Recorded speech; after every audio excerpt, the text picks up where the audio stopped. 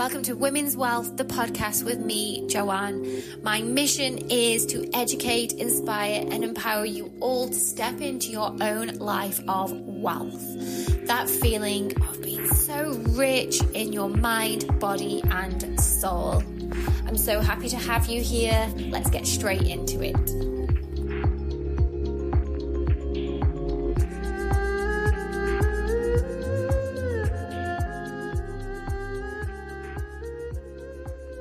Hello. Welcome back to another episode of Women's Wellth podcast. My name is Joanne, your host.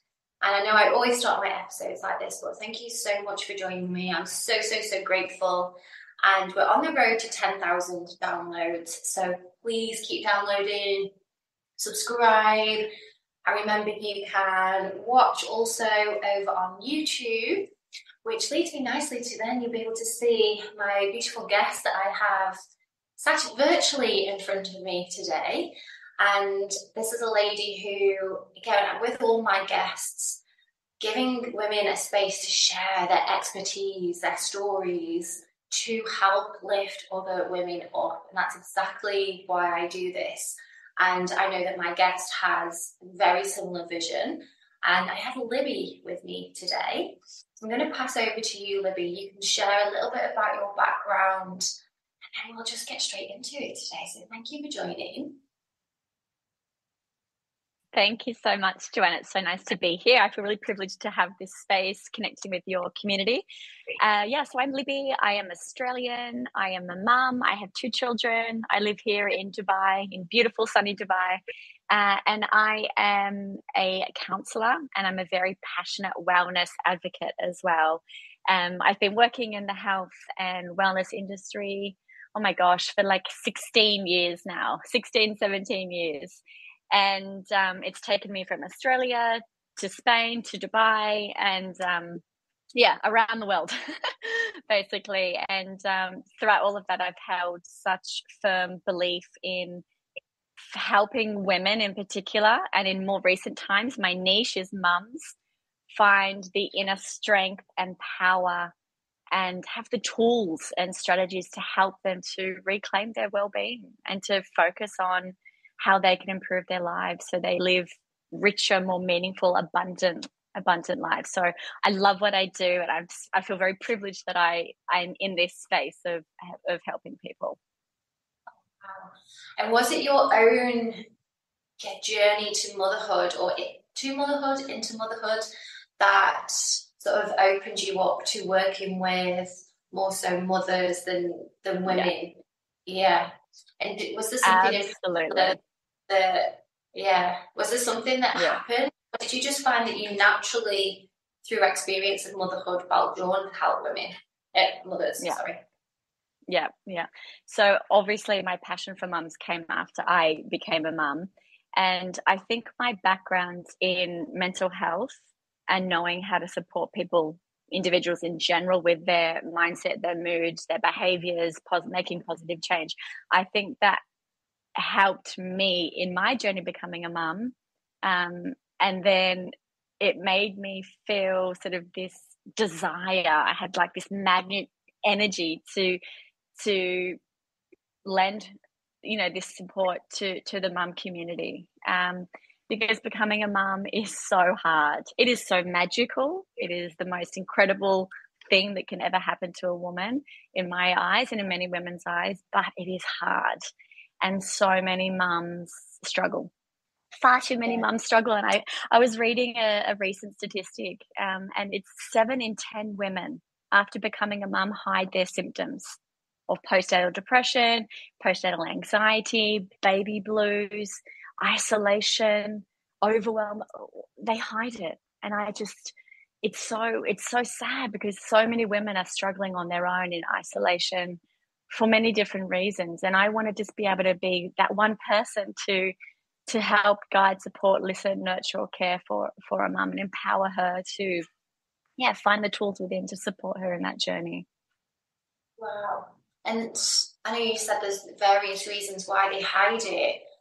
Does that come a lot from pressure and I know obviously, again, not speaking from a mother's point of view, but from a woman's point of view, this pressure I feel that we have as women to get things right, look a certain way, be a certain way, talk a certain way, all of those things.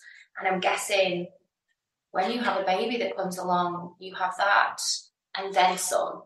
Do you find that it's society, family, in-laws, does it come all? This is just hypothetically speaking. Yes, in-laws are a factor, absolutely. Yeah. But no, you're absolutely right, Joanne. It's a lot of societal pressure. It's a lot of unfortunately, social media is a huge catalyst in making a mum, particularly a new mum who is in that real vulnerable phase of her life, adapting to this new responsibility.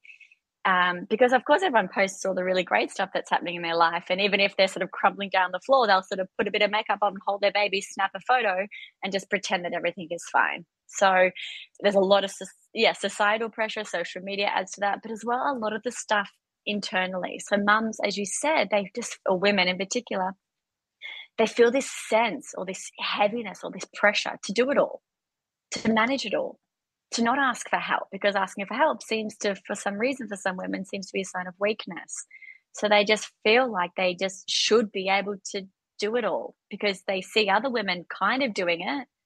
And they think, well, if she can do it, so what's wrong with me? So let me not pretend that I'm sort of falling apart here. Let me just, assume that I can do it all. And at my own mental and physical, emotional well-being, that's going to take a toll at that expense. Yeah, and it's interesting. Before I was listening to a really good book. What was it called? Sorcery. It's a witchy book. But she actually speaks in the book about, so hundreds of years ago, we would have had, as women, when we have our first period, when we reach, maiden, and we bleed, it would have been a celebration. It would have been something that was like honoured, and it's like, wow, you're reaching this stage of your life. You have your bleed, and you have all of this to come. And then as we get older, we have our what's next. That's it. That's where I'm going. I was thinking, where am I going? I forgot what I was talking about for a second. And then you have the mother, so maiden, mother, crone. So if you do become a mother again, and it was really interesting when I was listening, because I was like, oh my God, yes. So again, it would have been a celebration of becoming a mother, and it would have been the mother that was celebrated.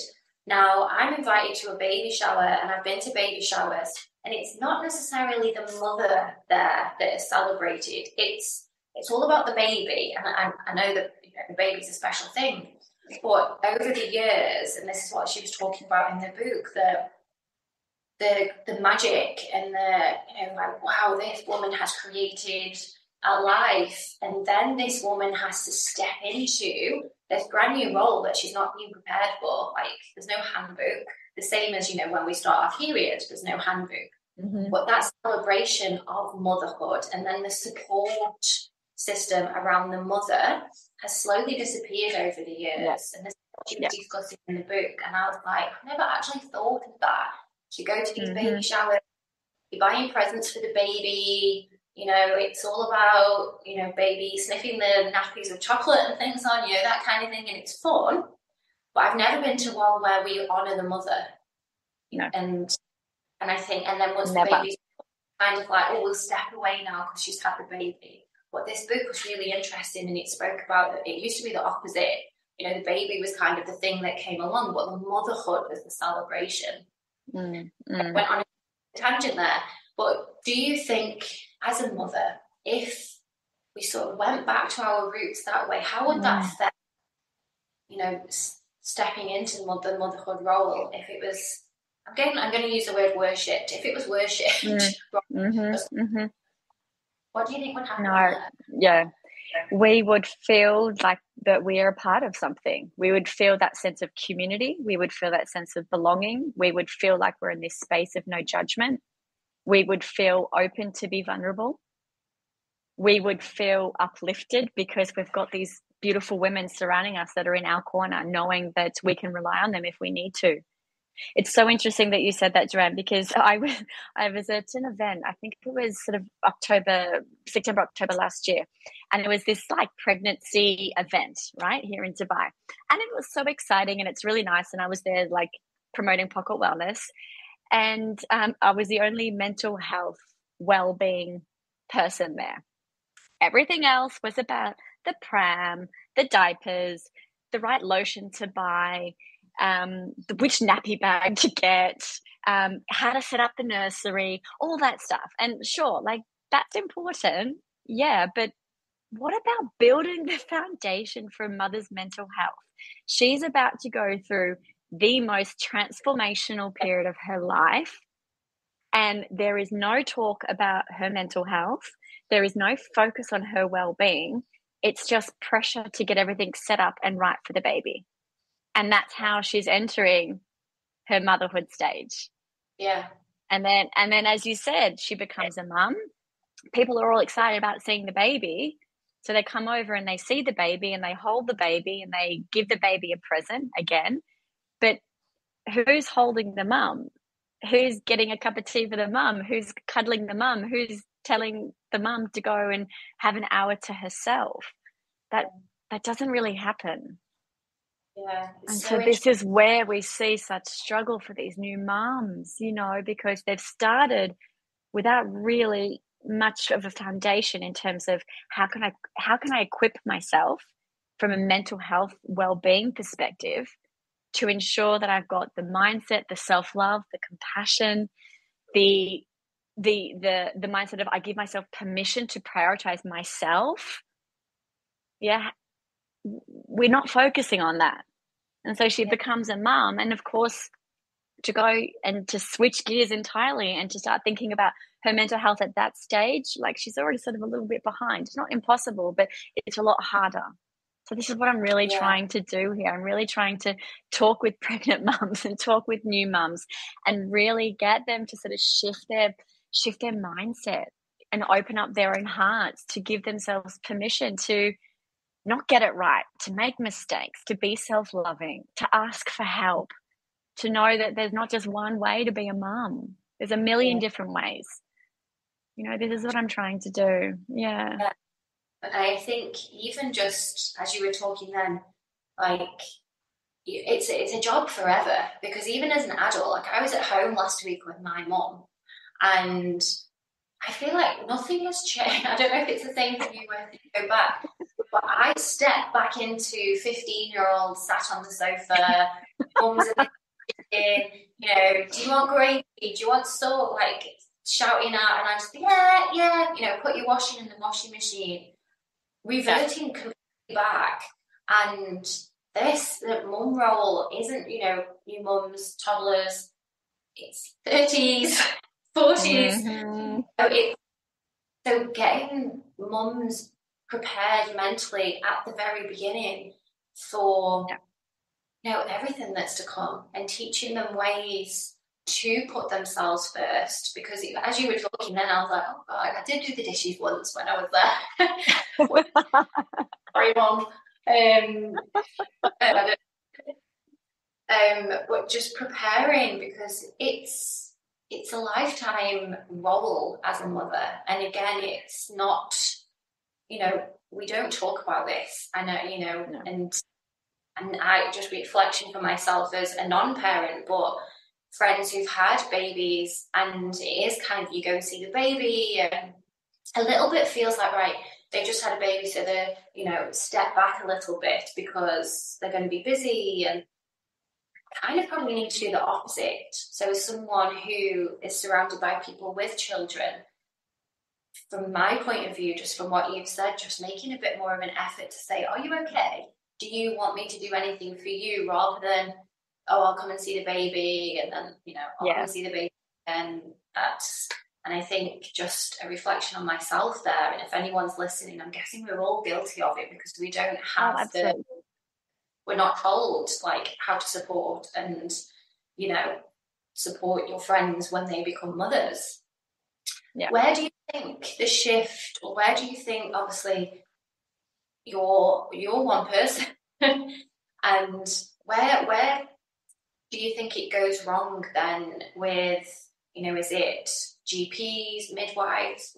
Where's the very start as a mother that there needs to be some kind of switch to help them with their mental health, to support their mental health there? Yeah.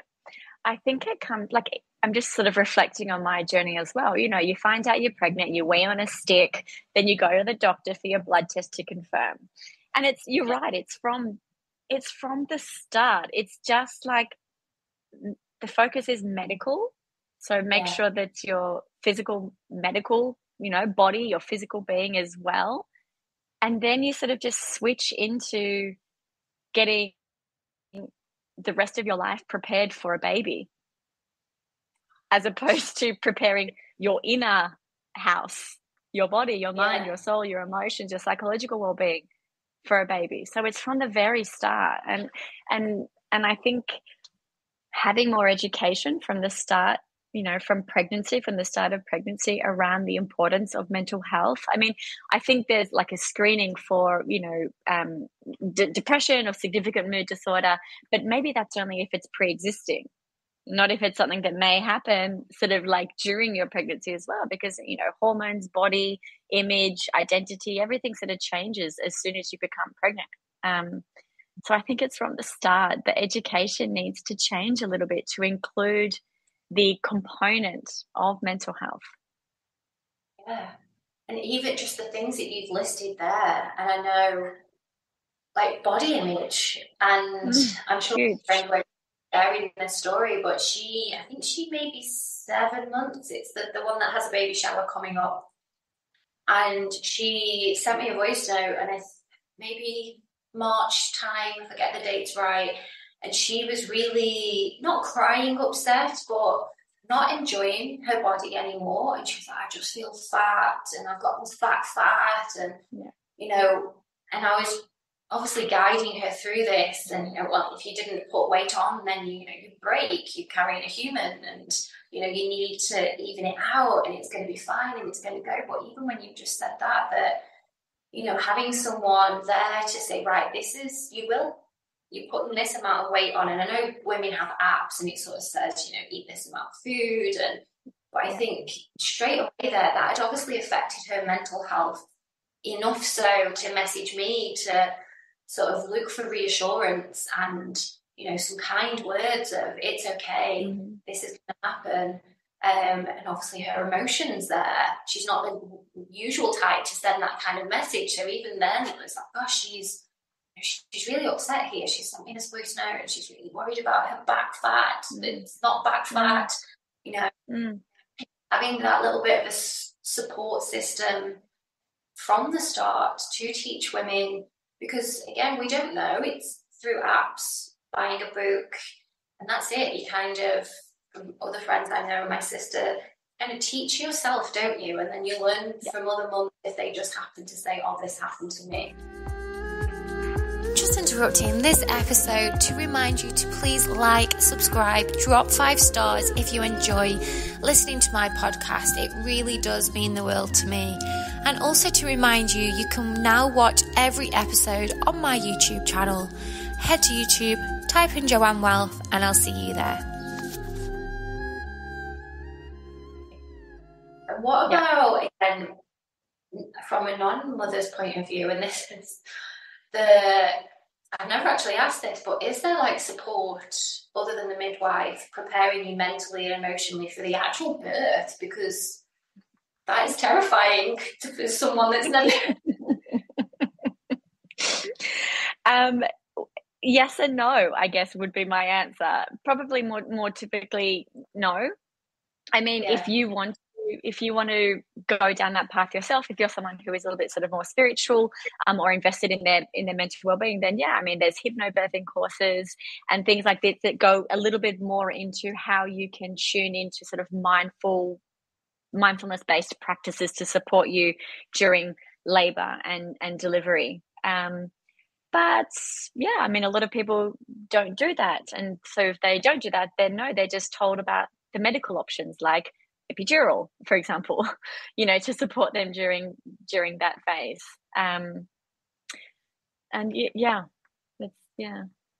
Once obviously, even just peeing on the stick, like I've had scares before, and it's why it's called a pregnancy scare, because it's bloody scary. Mm-hmm. Especially Mm-hmm. when you're this is not on my plan right now. So once the baby arrives, when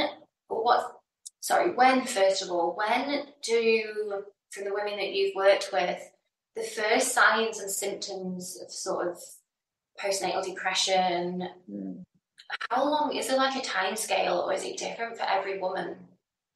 Yeah, it's different for every woman. And I guess the reason why that may be is obviously hormonal changes as well. But I guess, how well women are looking after their own mental health. So if someone is completely neglecting their mental health, or they're too overconsumed with that role of motherhood, maybe they don't have the social support, maybe they don't have the socioeconomic background to help them with some of the stuff, like getting a cleaner or doing like a food delivery service, things like this, then the latter, her signs and symptoms of postnatal depression or anxiety will come a lot sooner.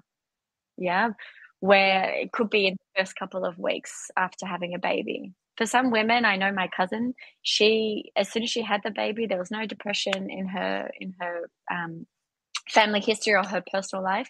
And even after her baby came, within a day or two, she noticed that something was different, but wasn't sure as to sort of why. She didn't want to hold her baby.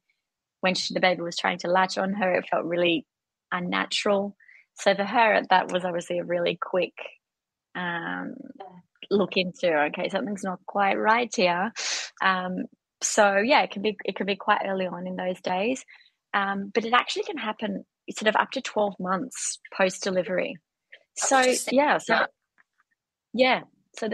a whole different sort of spectrum, and I guess it comes down to, I guess, that the woman's own mental health, in terms of, is she making space for herself?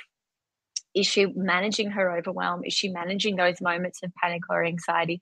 What tools and systems does she have in place to support her? Is she sleeping? Is she trying to get rest? Because obviously you know what it's like to be completely fatigued in life after a baby. The fatigue is like nothing else. And of course that contributes to poor mental health. And then I guess that sense of community. So knowing that she can ask for help, someone can come over and support her, someone can take the baby, someone can sit and talk with her over a cup of tea about how she's really feeling. Sometimes just opening up and having your feelings validated as a mum, because if what she's seeing on social media is that being a mum is awesome, I go out, I have my matcha latte, I go for my 6K walk, I come home, I make my beautiful green salad, baby's sleeping, perfect life. That mum is going to feel obviously a lot worse and think, well, hang on, she has it together. All these other mums have it together. What's wrong with me? Yeah. Right. Gosh. So if we can have that sort of that platform where a mum can have her feelings, her experiences and her emotions validated and normalized, because being a mum is hard. It's not easy at every stage. A couple of months, things were going really well, and then boom, developmental stage, milestone reached, new level, new devil, right? So there's always new challenges that come up. Okay, so to have your feelings, experiences, and emotions validated by someone else or by another mum helps significantly in terms of, a mum's mental health. Yeah. So I feel like it does need to go back to the days when women did gather, and the mothers gathered together, and it was a whole. Obviously, we don't live in little villages anymore, but finding your village, finding the people around you that can support and that you feel open with. And I feel from the medical side, they need to create some kind of village that's sort of non-compulsory, that, you've peed on the stick, you're pregnant, he's a midwife, he's your GP, and he's your village of people that are going to be here alongside you. And I think that, from everything you've said, should be something that is just standard, It goes along with the whole package, especially somewhere in Dubai where everything is private healthcare, put it in the package. It needs to be part of the package. And in the UK, I'm not sure, is Australia private healthcare as well, is it? We have both. We have the option to go public or private. Yeah. Okay. And again, just having that, not even as an add-on, as a non-negotiable, here you are, this is part of what you need to do. I did have another absolutely for women who, I'm guessing it would just be called depression. I don't know if this is a silly question. So with the first 12 months postnatal depression, if it's after, and there's people listening to this with younger children, you know, toddlers, even age 5, 6, and they're then feeling that, you know, they've gone through the baby stages and the baby's growing, but they're still not, or it comes on later, would that be classed? You know, how's that dealt with? Because I know that, you know, it's not just a baby thing. Like we said, mums are on all of the time. So what about the mums with the older toddlers, children, even?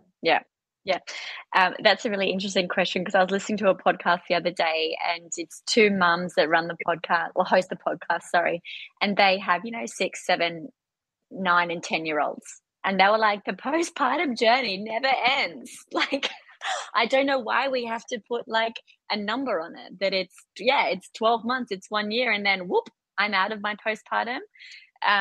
So I mean, I'm not a doctor, I'm not a medical expert, so I can't sort of comment on that. But I would say, I mean, I believe that the postpartum journey does extend beyond that 12 months, because your baby is so little then. For a lot of babies, they're not even walking still at 12 months, you know, and it's this blob, this little thing that needs it needs your 110% love, care, and attention. So the challenges from that little age are still really complex. You know, you're navigating, you know, teething, you're navigating food, you're navigating choking, and all these different aspects as well. So yeah, I mean, I wouldn't want to put a number on it, but unfortunately, you know, they do in the medical field. But I would say that the journey of postpartum mental health struggles for a mum, it definitely continues beyond that 12 months. Maybe it's classified just as depression or low mood or mood difficulty or disorder, okay? But yeah, I definitely feel like it extends beyond there. Just reflecting, just thinking, you know, a lot of women who suffer with depression, it could be like the postnatal, you know, but there's probably a lack, as in many places in the medical world. Again, I have not looked into this myself, so this is just maybe a conspiracy. I don't know, but you know, like with women, you know, I don't know if you've ever seen like the heart attack data, and you know, heard the heart attack drugs. So it's all based on men. So which is why when a woman has a heart attack, the treatment, the medical advice is all based on a male heart attack, because obviously they don't want to test on women because we don't have the same hormone cycles, and it costs way too much money, and they can't test on pregnant women. And I'm guessing with postnatal and, you know, mothers, it's probably a huge gap, a huge discrepancy in them looking at data of women's mental health because of those reasons. You know, the gender data that they don't, you know, it's kind of like, okay, 12 months is postnatal depression. After that, off you go on your own, you know, and then you're just a depressed woman, I guess, or a depressed mother, without having the sort of ladder going up to, you know, are we looking after our mothers in the world? Are we supporting mothers, you know? Sorry, that just came to my head as we were. No, but that's really that's interesting. It's and Joanne, the stat at the moment, I believe, is 1 in 5. 1 in 5 mums experience postnatal depression or anxiety. But how much do we talk about that? How much do other mums know about that? And I mean, it comes as well, like sort of tied into like miscarriage as well. So many women miscarriage, but there's still, for some reason, and in many parts of the world, there's so much shame. Or it's taboo. There's so much shame around having miscarriage, and you know, women are just expected to just bounce back from an experience like that. I mean, your body is already changing at that stage. Your hormones have already come into play and affecting every part of your being. And you miscarried, you can't talk about it, or you feel shame when you do talk about it. I mean, I've seen a lot of women in my corporate job who have, unfortunately suffered miscarriage, some, 3, 4, 5 times, and their mental health is so vulnerable, and the lack of support they have from their friends, because they feel like it's not a safe space to talk about that sort of experience. And then they don't want to burden their husband, because their husband sort of looks like they appear that they're fine and they've moved on and they're back into work and the routine and the swing of things, and they're suffering sort of alone with this huge grief journey, essentially, that they're going through. And do a lot of women who have miscarriages, I'm guessing, like, my first thought would be, it's my body, it's not working, it's their fault. Even if there could be an array of reasons why, like, obviously, but again, these things are not told that, is it 70% of pregnancies, or is it only 70% of pregnancies actually make it, in the days? Yeah. So if you happen to do your pregnancy test and it shows up, then, another woman may not do the test and has no idea. But even still, just that education of, when I had one of my best friends had a miscarriage, and she was very early, and she did say that, I wish I'd not done the test, but no one said like, wait, because she was eager, excited, they were trying for a baby, and obviously then they go through the miscarriage, and it's just, and then dealing with that, and it is grieving over something that, how do you grieve over something that you haven't had in its, people don't, again, teach you that and sit you down on it. And people misunderstanding from onlookers as well, like, oh, okay, that happened, but, try again. Right? Exactly. Yeah, exactly. And do you know what? I'm just sort of reflecting as well. A friend of mine, she had 2 miscarriages, and she held that first one private, and then a couple of years later, when she had her second one, unfortunately, she then sort of opened up to us. And within our immediate friendship group, she then discovered that 2 other of our friends had also had a miscarriage, and we were none the wiser. And we're like a close group of friends as well.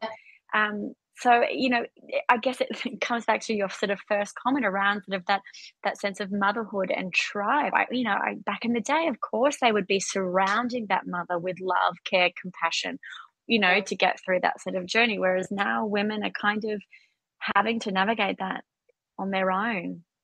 But, the more that women open up and the more that women talk about these things, instantly they feel that sense of connection, belonging. They feel their experience, their emotions, their feelings validated, and they know, especially if they reach out for professional help, they know it's not their fault.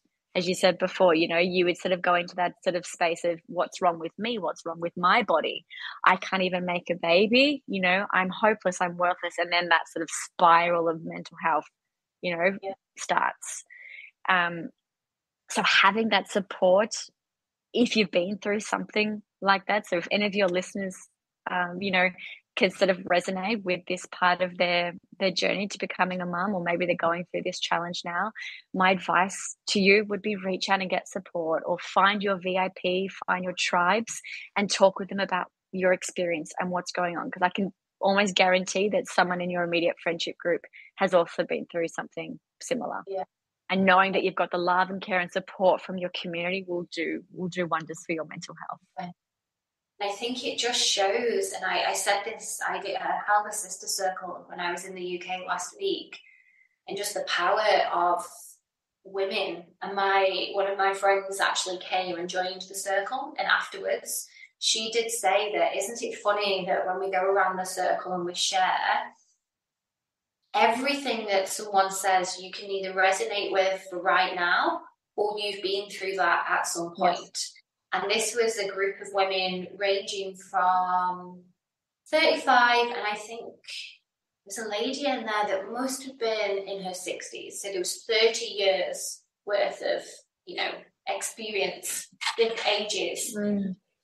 as we went around and shared, every single woman was being able to offer advice, share something, able to resonate. And my friend picked up on it, and I explained to her, I was like, that's what it's like every time.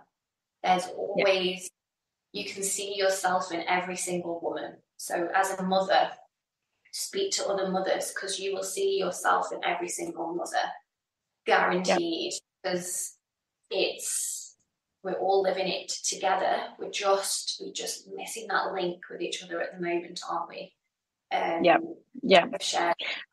Yeah. I hosted, speaking of sort of women's circles, I hosted a mum circle, maybe that sort of a month or two ago, obviously here in Dubai. And I used my affirmation cards as a way to sort of open up the dialogue amongst the mums. And so we all just sort of picked a card at random and sort of read it out and just allowed the conversation to flow.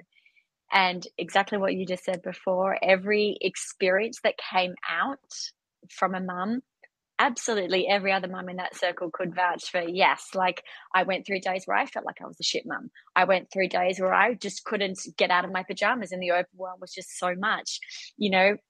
I've had moments doubting myself, I've had many days, weeks, months where I felt like a bad mum, and, that inner critic, that inner dialogue. And it was just so beneficial for them to see that this is not, they're not special, they're not unique, because every mum has a hard time. And to have that experience validated and normalized, and then sort of that sort of shared, again, that shared community. And then we sort of ended up sort of laughing and hugging and embracing, because it's that sense of relief that, you know what, I am a good mum, and just, sometimes I don't get it right, and that's all right. That's fine. That's part of me discovering, or continue to discover, my role and my purpose and my identity as a mum, because that's lost, Exactly, it is. And it's so, and I would, again, just as a woman looking in, when I hear, and I've heard my mum say it, like, she's asked as an adult, like, when we were younger, she felt like X, Y, and Z. And like now, my mum, everything you've ever done for me. And, really, and think of your own mothers. And when people are like, I'm a bad mum, your children will never, ever look at you, unless obviously there will be certain situations. But generalizing, it's again that pressure your mum is putting on you, or putting on yourself to fit this, whereas your children are looking up at you thinking, oh my God, she's amazing. Because you're the best thing in the world. Your child thinks you are particularly a mum in those first few years, your children think you are the best thing in the world. And so I often say to mums, like, pretend that your little baby can talk, if it's not at an age where it can communicate. What would your baby say about you? What are 3 things that your baby would say about you? They would say that you're safety. They would say that you are loving. They would say that you are nurturing. They would say that you are self-sacrificing. They would say that you're attentive, that you're silly, that you're funny. Like, you have a million jobs as a mum. They would say all those things. And then I encourage the mum to sort of bring that affirmation back and sit with it for a moment and sort of realize what it is to be a mum and how much her baby loves her. And can she, in that moment, give herself that same love and kindness? That is so true. And again, if we all think of our own mums, that's exactly how your children are thinking about you. Because I've had that conversation with my mum. She was worried about something, I don't know. She was single, and she was worried about money as we were growing up. And I've had to reassure her. Even now, like, Mum, I never wanted for anything. I didn't, stop worrying. And this is all of these years later. She's saying, I was really worried about this, and it's still on my mind. Oh my God, so like we've said, the mum journey does not end, but reminding yourself, you go, how amazing you are. The job that you're doing, like you've said, so many hats, nurturing, creating, clown. Yeah. And that's where, the mental load of motherhood comes into play as well. I mean, I don't even know if dads know what mental load is. And I'm sorry if you have any listeners here who are dads and are offended by that comment. But the mental load, so that list of like 110 different things that we have in our heads 24/7 as a mum, this is something that a lot of mums really, really struggle with. Because again, come from a sort of a self-care, self-compassion perspective, they feel like that they can't delegate, distribute, cut off some of those responsibilities, because then it ties into the fact that, well, other mums are doing it all. Why can't I? I'm a bad mum if I can't manage this, or I can't possibly ask for help because I should be able to do it all. So the mental load of motherhood, and as you sort of just mentioned with your mum as well, like it's that you're constantly thinking and worrying about your children and making sure that their every need is met. And then you're managing the household, and then you're managing your work, and then you're managing your side hustle, and then you're managing your partner or your husband or your wife's relationship. And then you're also the person responsible for all of the emotions in the house. So you're making sure that you're having to check in with everyone to see how they're all doing. And then, it's Tommy's dentist appointment's coming up, so I've got to make sure I book that. And then, the travel insurance has lapsed, or the health insurance. Oh, yeah, we've got to take the dog to the vet. Oh, the cleaner hasn't come in 2 weeks. It's just never ending. Yeah. So we just need to encourage mums to sort of just take a break.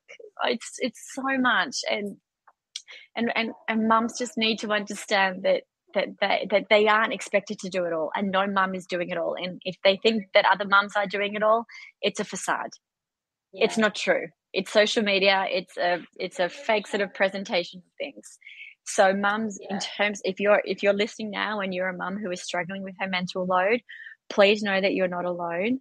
And please know there are so many things that you can do to help lighten that load. And it's okay for you to ask for help. It's okay for you to delegate.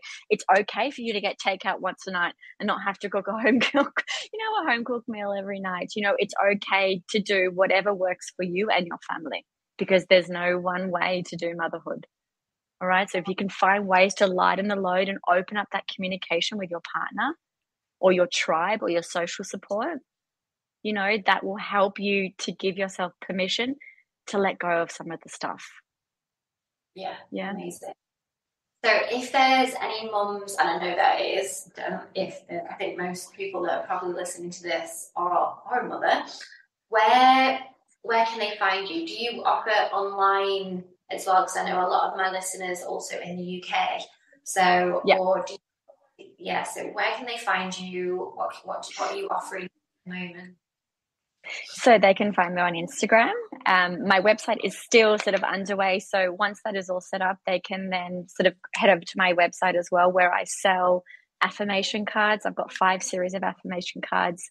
One in particular dedicated to a new mum, and then the 4 others dedicated to women. So I've got affirmation cards around sort of setting intentions for a positive, grounded day.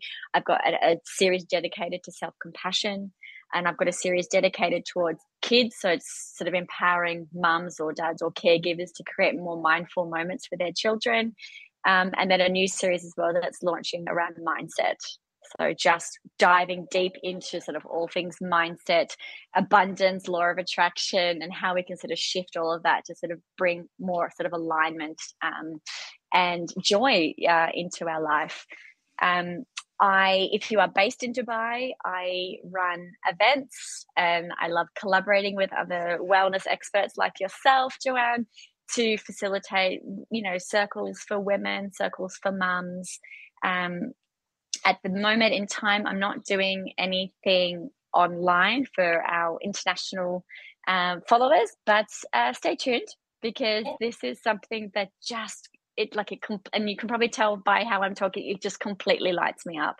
And if I can hold space for a mum or a woman who is struggling with her mental health, and if I can hold that space and offer her that care and teach her different tools to support her, that just makes me so happy to be able to, be part of that woman's wellbeing journey. Oh, I love that. And thank you so much for sharing. And I know that you will have touched a lot of people listening to this. I might make my mum listen to this one as well. I don't know.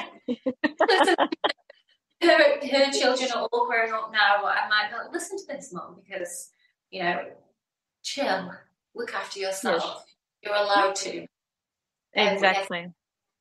And I will pop the link to your, squeaky chair, link to your Instagram in the show notes as well. And soon when your website is ready, I'll happily share that over on my page too.